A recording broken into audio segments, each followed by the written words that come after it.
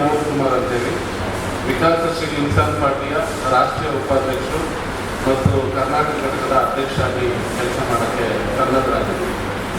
ಇವತ್ತು ನಿಮಗೆಲ್ಲ ಗೊತ್ತು, ಅತಿ ಹಿಂದುಳಿದ ವರ್ಗಗಳ ಹೆಸರು ಯಾರು ಅಂತ ತಿಳಿಯಲ್ಲ. ರಾಜಕಾರಣಿಗಳು ಎಲ್ಲರೂ ಇವತ್ತು ನಾವೆಲ್ಲ ಅತಿ ಹಿಂದುಳಿದ ವರ್ಗದವರು ಎಲ್ಲ ನಾವು ಅಹಿಂದ ನಾಯಕ ಅಂತೇಳಿ ನಮ್ಮ ಸಿದ್ದರಾಮಯ್ಯನಿಗೆ ವೋಟ್ ಹಾಕಿ ವಿಧಾನಸೌಧಕ್ಕೆ 8 ವರ್ಷ ಅವರು CM ಆಗ್ಲಿಕ್ಕೆ ಸಹಕಾರ ಕೊಟ್ವಿ.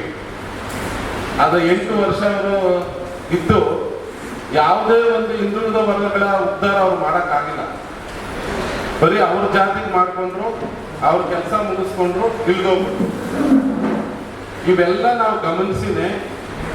ವಿಕಾಸಶೀಲ ಇನ್ಸಾನ್ ಪಾರ್ಟಿ ಅತಿ ಹಿಂದುಳಿದ ಅಲೆಮಾರಿ ಎಲ್ಲ ನಾವು 155ರಿಂದ 200 ಜಾತಿಗಳಿದ್ದೀವಿ. 2 ಕೋಟಿ ವೋಟರ್ಸ್ ಇದ್ದೀವಿ ಕರ್ನಾಟಕದಲ್ಲಿ. ಅವರೆಲ್ಲರ ಒಂದು ಧ್ವನಿ ಆಗಲಿಕ್ಕೆ ಈ ವಿಕಾಸಶೀಲ ಇನ್ಸಾನ್ ಪಾರ್ಟಿ ಇವತ್ತು ಕರ್ನಾಟಕಕ್ಕೆ ನಾವು ತಂದಿದ್ದೀವಿ.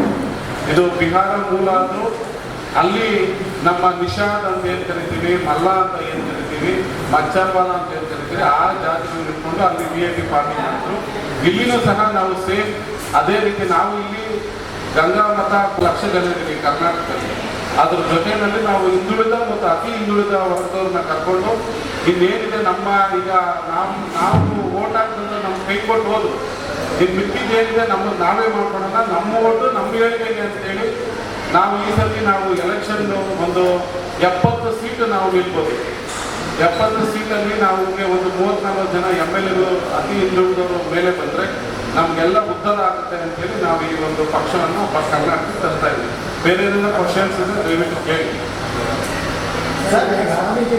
ಅಧರ್ಮ ಭ್ರಷ್ಟಾಚಾರದ ವಿರುದ್ಧ ಧ್ವನಿ ಎತ್ತಲು ಕಾರ್ಯಕರ್ತರ ಮಾಡಿ